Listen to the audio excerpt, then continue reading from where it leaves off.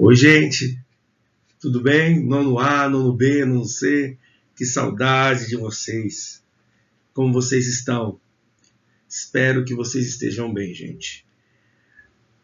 Estamos vivendo num período frustrante, agoniante, mas que a melhor maneira de passar isso é ficarmos dentro das nossas casas, na quarentena, que pode durar de 15, 30, 45, 60 dias. Tomando todas as precauções, lavando sempre as mãos, higienizando, usando o álcool gel, se não tem um álcool em gel, o sabonete, ou até mesmo o detergente, não tendo muito contato físico, não saindo às ruas. E o que eu recomendo para vocês, assistam vídeos, Netflix está aí, conversem com os amigos via conferência, WhatsApp, Instagram, Skype. A gente tem muita coisa, muitas metodologias para serem aplicadas e a gente poder conversar. Como vocês sabem, a escola propôs essa nova metodologia para a gente trabalhar com vocês, porque nós entendemos que vocês não podem perder esses 200 dias letivos. Gente, lembrando que a prioridade é a nossa vida. Gente, nós não estamos aqui bitolados querendo que vocês aprendam. Eu acredito que nesses 40 dias ou mais que nós vamos ficar dentro de casa, a gente precisa se ocupar. E eu já falei isso para vocês, que a matéria do nono ano é a matéria mais interessante e mais atraente para se aprender história. Então vamos agarrar a essa motivação e vamos estudar um pouco de história. Vamos comigo? Conto com vocês. Peguem um livro de vocês, peguem caderno se vocês quiserem, anotem no celular, não tem problema. O importante agora é que a gente vai discutir um pouquinho, conversar e refletir sobre tudo o que aconteceu. Vem comigo. Retomando as aulas anteriores no livro, nós trabalhamos a Primeira Guerra Mundial, a Revolução Russa, e agora nós estamos entrando no capítulo 3, que é o Brasil, a construção da República. O que era a República? O que foi esse 15 de novembro de 1889? Mas para nós conversarmos sobre isso, nós precisamos entender um pouco dos antecedentes que fizeram essa república ser proclamada. Vocês lembram no ano passado, finalzinho do 8º ano, para quem teve aula comigo, nós discutimos um pouco sobre os antecedentes, sobre a crise do Império Brasileiro, o que estava acontecendo, as insatisfações. Vocês lembram disso?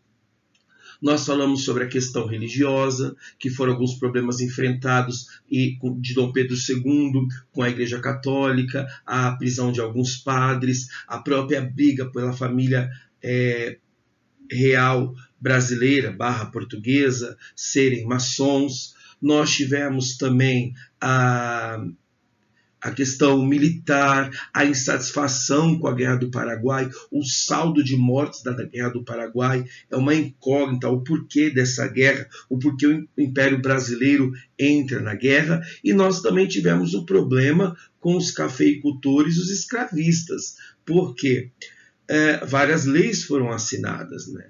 Nós tivemos a lei Eusébio de Queiroz, nós tivemos a lei do ventre livre, nós tivemos a lei dos sexagenários. Cada uma dessas leis trazia uma insatisfação para quem? Para os fazendeiros, para os donos de escravos. Tudo isso acontecendo e gerando um clima de rivalidade. Lembrando que a Lei Áurea é assinada em 1888, dando a liberdade para os escravos. A gente sabe que de Lei Áurea, a gente já conversou, não tem nada esse nome. Isso é apenas uma exaltação à princesa Isabel, que essa Lei Áurea deu a liberdade para os escravos, mas deu a liberdade e não deu um amparo em nada a eles. Lembra que nós discutimos isso? Cada um foi para onde? Foram para as margens, né, dos morros, marginalizados, foram para os morros construir as suas casas com madeiras de favo, o nome, favela. Ou seja, toda essa insatisfação estava acontecendo e Dom Pedro não estava sendo bem visto, principalmente pelo exército e pelos cafeicultores. A população não entendia muito bem o que estava acontecendo. Tanto que, no dia 15 de novembro de 1989, foi proclamada a República pelo Marechal Deodoro da Fonseca. Eu coloquei aqui: O acontecimento ocorreu sem confrontos armados, mas provocou importantes desdobramentos do país. Os primeiros anos do novo sistema de governo foram marcados por muitas discordâncias. Essa proclamação da República, o povo não estava entendendo o que aconteceu, o que estava acontecendo. Quem estava proclamando eram os militares, com a ajuda de alguns fazendeiros. O povo, como sempre, estava trabalhando, não entendia essa insatisfação. Tanto que existem alguns registros históricos que falam que teve gente que só foi entender isso meses ou até mesmo anos depois. Mas eu quero que você guarde essa data. 15 de novembro de 1889 foi a proclamação da República do Brasil.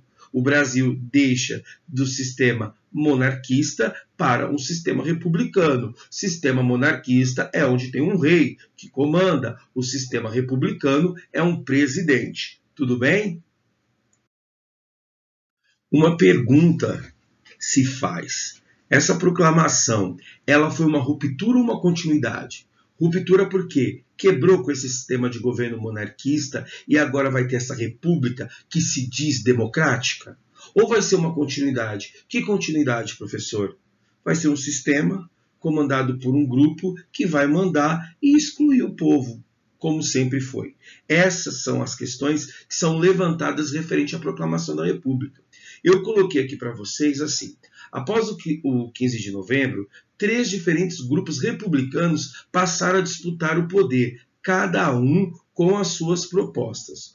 O primeiro grupo foi o projeto dos grandes proprietários de terra, os grandes fazendeiros, principalmente muitos paulistas. Eles queriam que uma república liberal federalista. O que seria isso? As províncias, elas teriam autonomia para poder fazer o que quiserem, sem darem satisfação. Isso é um modelo inspirado na República um modelo inspirado na Constituição dos Estados Unidos. Era isso que eles queriam. Cada província fosse livre, cada província teria sua autonomia para fazer o que quisesse.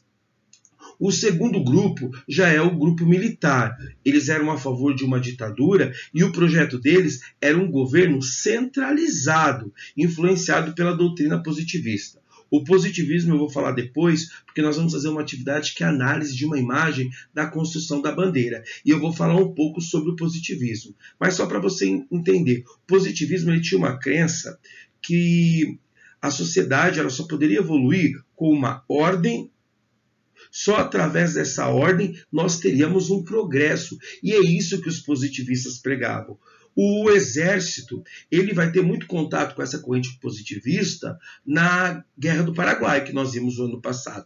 Eles foram influenciados. No momento da luta, eles vão vendo qual é a importância de uma república, qual a importância das ideias positivistas. E eles vão ser influenciados e vão começar a se opor também ao governo de Pedro II.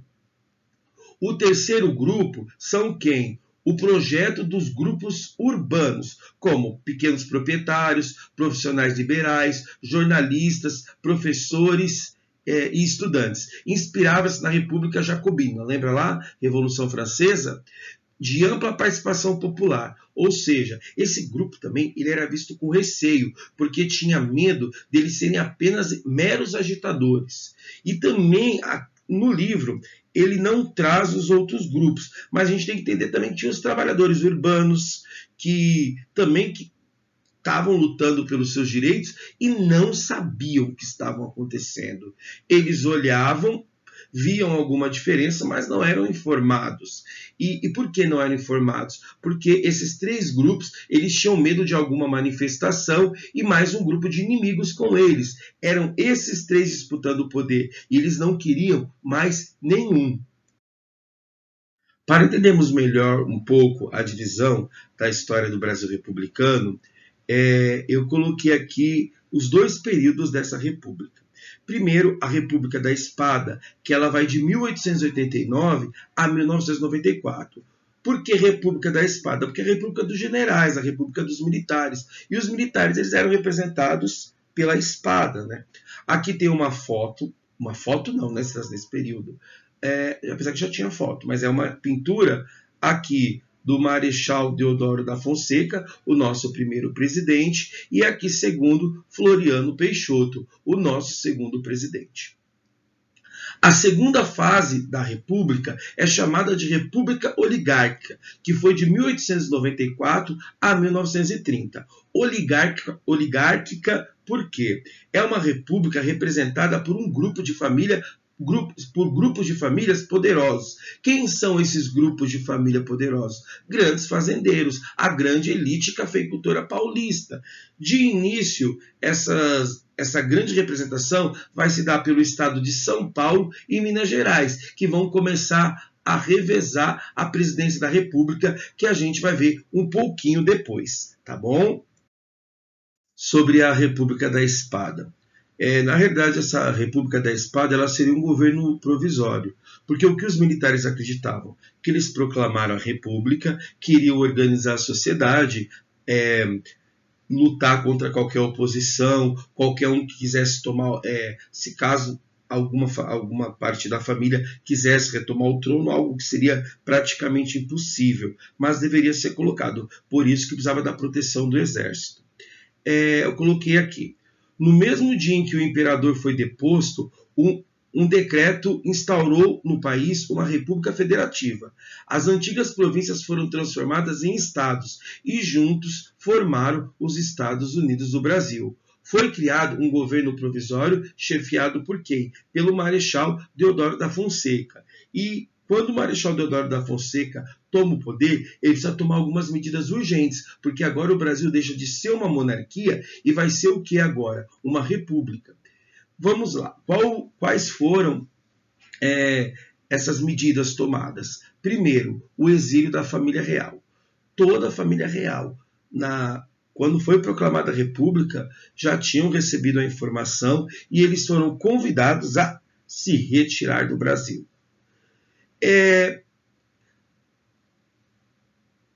Pelo que eu tenho lido sobre a vida de Dom Pedro II e tudo o que aconteceu, havia um certo respeito pelo imperador. O imperador, ele investiu muito na educação do povo brasileiro, ele valorizava a cultura brasileira, ele era respeitado até certo ponto. Só que o Dom Pedro II, ele era um intelectual, ele não era um líder. Ele foi criado para ser um líder, mas ele era mais um intelectual. Ele não tinha essas artimanhas de um rei para a guerra. Acredita-se que ele foi avisado antes. Olha, nós vamos proclamar a república e queremos que vocês, da família real, vão embora. Fujam, porque vocês podem ser assassinados. Ou como aconteceu com a família do czar Nicolau II, que foi toda assassinada, ou até mesmo, vamos lembrar a Revolução Francesa, o rei Luís foi para a guilhotina junto com a sua esposa Maria Antonieta. Será que não é melhor evitar isso? Não é melhor fugir? Lembrando que nós estamos em 1889, mas é importante antes prevenir do que chegar e acontecer. Segundo, foi convocada a eleição para uma Assembleia Constituinte. Por que uma Assembleia Constituinte? Precisava-se de uma nova Constituição. Porque agora o Brasil não é mais uma monarquia, é uma república e precisa ser alterada a Constituição. E para ser feita, precisava de uma Assembleia Nacional Constituinte. O terceiro ponto aqui, separação entre a Igreja e o Estado. Quando o Brasil era um império, uma monarquia, era Dom Pedro que governava, não junto com a Igreja Católica, mas o império acreditava na junção deles com a Igreja Católica. A Igreja Católica era a principal força na mentalidade das pessoas. Lógico que nós tínhamos alguns grupos abolicionistas, pessoas que não acreditavam totalmente na Igreja, mas ela era a principal força daquele pobre, daquele oprimido, daquele que acreditava. A gente sabe até hoje que muitas vezes a força política ela está dentro da Igreja. As pessoas elas são politizadas ou não, né? Não dentro da igreja. Então, por isso que teve também essa separação. O próprio positivismo dizia que a gente tinha que separar a fé e a ciência. Depois, a concessão de nacionalidade brasileira e de todo Vamos lá, voltando. Concessão de nacionalidade brasileira a todos os estrangeiros residentes no país. Todos os estrangeiros que estavam no Brasil, principalmente portugueses e os ingleses, ganharam a nacionalidade brasileira. Isso é um jogo que a gente vai ver depois. E, por último, a adoção de uma bandeira nacional. Por quê? Era uma bandeira monarquista e agora é uma república. Sendo uma república, tudo precisa ser mudado. Eu coloquei aqui para vocês as 3 bandeiras que são mais conhecidas do Brasil. A primeira é da bandeira imperial do Brasil, que foi usada no governo de Dom Pedro I e Dom Pedro II. Essa bandeira provisória foi uma bandeira que foi feita rapidamente para durar 2, 3 dias, porque como deixou de ser uma monarquia e passou a ser uma república, precisava de uma nova bandeira. Nossa, professor, mas por que uma urgência tão grande? A gente tem que lembrar que é uma educação militarista e tem muita ideia do civismo. E esse civismo, a gente precisa acabar com o quê? Com todos os padrões, tudo que era imposto pelo Brasil imperial. Agora somos uma república, então nós precisamos de símbolos e nos identificarmos com outras coisas. E aqui nós temos a bandeira nacional atual. Sobre as cores da bandeira, a gente tem algumas curiosidades e algumas controvérsias que eu escrevi aqui para vocês e vou dar uma lida. Nós temos a ideia o quê? Principalmente que a cor verde simboliza a cor dos Braganças, a família de Dom Pedro I. A cor amarela representa, se eu não me engano, os Habsburgos, a família da princesa Leopoldina.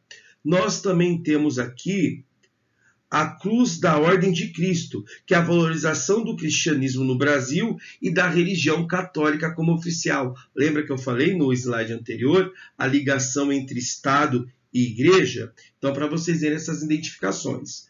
Já se você pesquisar em alguns sites, tem mais um romantismo dessa nova bandeira nacional, que o verde representa as nossas matas, o amarelo representa as nossas riquezas, o azul, os nossos rios e os nossos mares, e o branco, a paz. A frase ordem e progresso, como eu disse para vocês, é um lema positivista, que o exército encontrou, achou muito interessante e colocou como recado. Ou seja, para ter uma ordem, o Brasil progredir, nós precisamos de uma ordem. E essa ordem é colocada por quem? Pelo Exército. É uma valorização ao positivismo.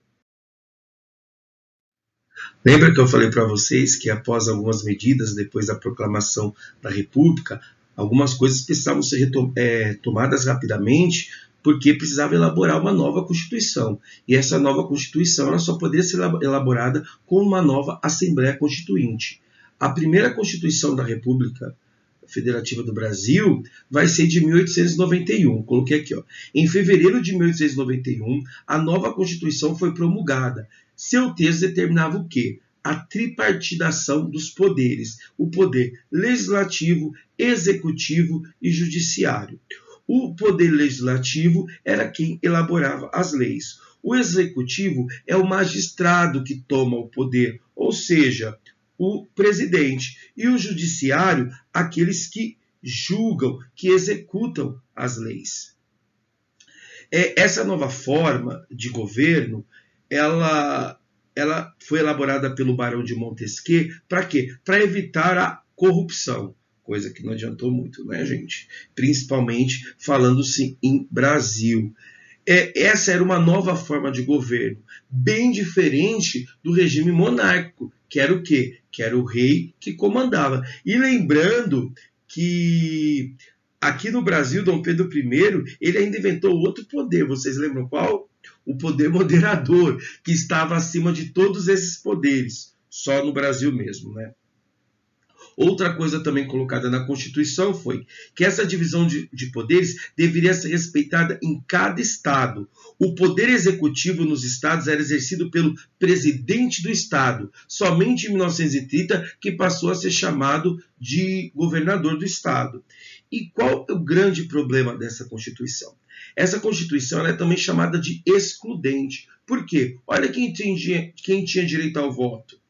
Maiores de 21 anos, não podiam ser mulheres, não podiam ser religiosos, não podiam ser mendigos, nem analfabetos e nem soldados.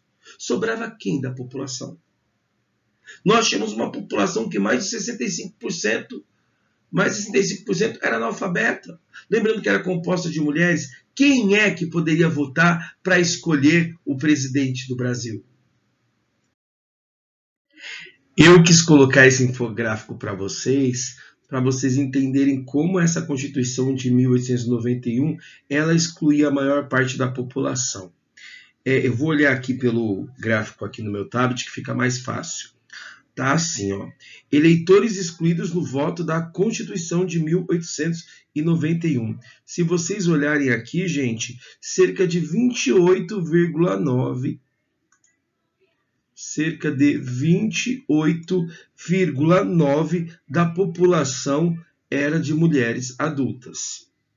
Depois, analfabetos, cerca de quanto? 65%. Menores de 21 anos, 24%. Quem restava para votar, gente? Quem restava para votar nas eleições? Apenas 4,1%. Tá aqui, ó. Com o fim do voto censitário, o direito do voto se estendia para 4,1% da população adulta. Essa Constituição ela não foi excludente? Ela favorecia os menos favorecidos? Isso é para a gente refletir como essa transformação da monarquia para a república não mudou nada da situação, não mudou nada a situação do povo, dos trabalhadores do campo. As pessoas continuavam sendo excluídas e era uma Constituição totalmente elitista que beneficiava um pequeno grupo. Quem era esse grupo? Os cafeicultores. Então, para vocês verificarem todas essas transformações, não alteraram quase nada. Quando eu falo todas as transformações, é até algo incoerente. Que transformações, professor? O pobre continuou sendo excluído e não tendo participação política alguma. Quando se confirmaram as eleições presidenciais, podia ser dividido por duas chapas. O presidente e o vice-presidente não precisavam ser aliados ou serem do mesmo partido. Tanto que Marechal Deodoro da Fonseca ele vence e o vice-presidente é o Floriano Peixoto, cada um de uma chapa. De início ocorre tudo bem, só o que acontece? O Congresso ele tenta aprovar uma lei que restringia o poder do Marechal Deodoro da Fonseca. O Marechal Deodoro da Fonseca ele fica furioso com isso e ele tenta tomar uma atitude. Que atitude? Fechar o Congresso. Isso não é bem visto pelos políticos, isso não é bem visto pelos próprios militares, pelos fazendeiros e por parte da população. E por temerem, ou até mesmo temer uma guerra civil, o que o Marechal Deodoro da Fonseca faz? Ele vai e renuncia ao cargo de presidente da República. Com a renúncia de Marechal Deodoro da Fonseca, quem assume é o Floriano Peixoto. Floriano Peixoto é também conhecido como Marechal Mão de Ferro. Por que Marechal Mão de Ferro? Pelo seu autoritarismo e também porque ele queria abafar todos os projetos que estavam causando alvoroços na República. E o que acontece? Quando ele chega ao poder também, a primeira coisa que ele faz é abrir o Congresso, coisa que o Marechal Deodoro da Fonseca tinha feito. Essa forma autoritária e rígida dele dirigir a nação era porque ele via todos os conflitos que estavam acontecendo, a briga entre militares, a briga entre fazendeiros, a briga entre profissionais liberais. Ele queria esse poder centralizado com ele e abafar todos esses problemas, por isso o nome Marechal de Ferro. Coloquei aqui.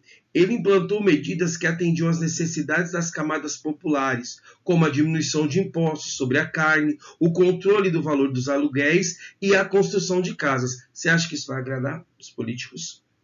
Você acha que isso vai agradar os grandes fazendeiros, os proprietários de terra? Não.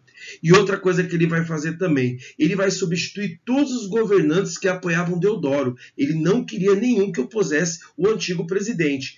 E estes que foram tirados do poder sentiram-se prejudicados e passaram a exigir novas eleições. Vão ter alguns levantes contra a administração e o governo do Floriano Peixoto, que nós vamos ver no próximo slide.